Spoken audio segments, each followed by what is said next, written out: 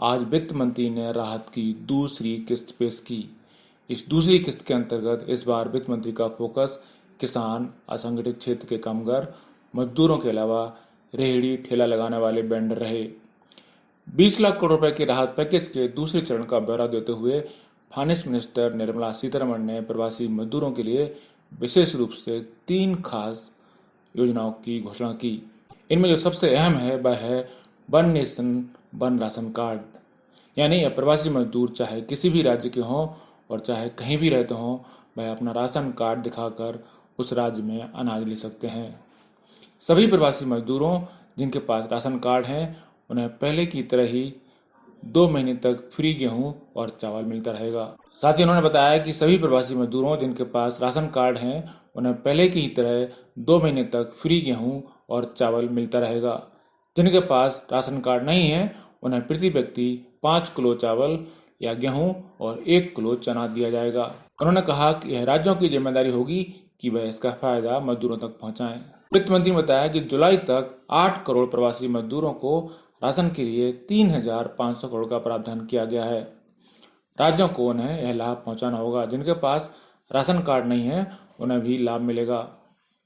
वित्त मंत्री ने कहा कि केंद्र सरकार पूरे देश में एक राशन कार्ड लागू करने की तैयारी में है।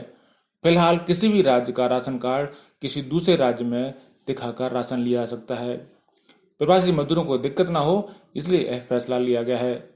One nation one ration card की योजना उन्होंने कहा कि हम मार्च 2021 तक पूरी तरह से लागू कर लेंगे और अगस्त तक उन्होंने बताया कि लगभग 83% पीडीएस होल्डर इसमें आ जाएंगे। साथ ही फाइनेंस मिनिस्टर निर्मला सीतारमण ने बताया कि पीएम आवास योजना के अंतर्गत अब प्रवासी मजदूरों और शहरी गरीबों के लिए रेंटल हाउसिंग स्कीम लाने की तैयारी है।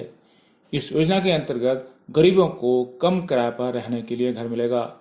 प्रवासी मजदूरों के लिए सस्ते किराए के घर की योजना लेकर आया जाएगा, जिससे जहां प्रवासी मजदूर काम कर रहे हैं उन्हें वहीं पर सस्ते में घर मिल सके और उन्हें दर दर भटकना ना पड़े।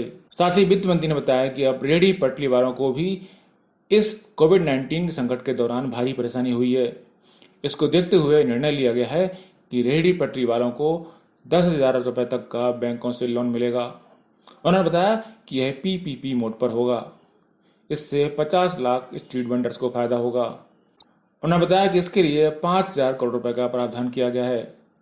वित्त मंत्री ने बताया कि किसानों के लिए 30,000 additional emergency working capital fund की स्थापना की गई है। यह नाबार्ड के जरिए होगा। साथ ही उन्होंने बताया कि सरकार क्रेडिट लिंक सब्सिडी स्कीम को मार्च 2021 तक बढ़ा रही है। ये स्कीम पहले से चली आ रही है, अब इसे मार्च 2021 तक बढ़ा दिया गया है। वित्त मंत्री ने बताया कि मुद्रा शिशु लोन के दायरे में जो लोग आते हैं उन्हें ब्याज से दी जा रही राहत कंटिन्यू रहेगी।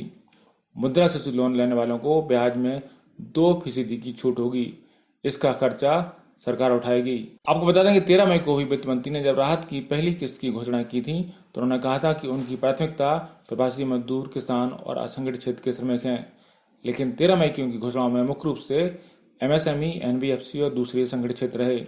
इसलिए आज जब वित्त मंत्री घोषणा के लिए आई तो यह उम्मीद की जा रही थी कि उनका फोकस अब किसान, मजदूर और प्रवासी माइग्रेंट होंगे। ब्यूरो रिपोर्ट, पत्रिका टीवी।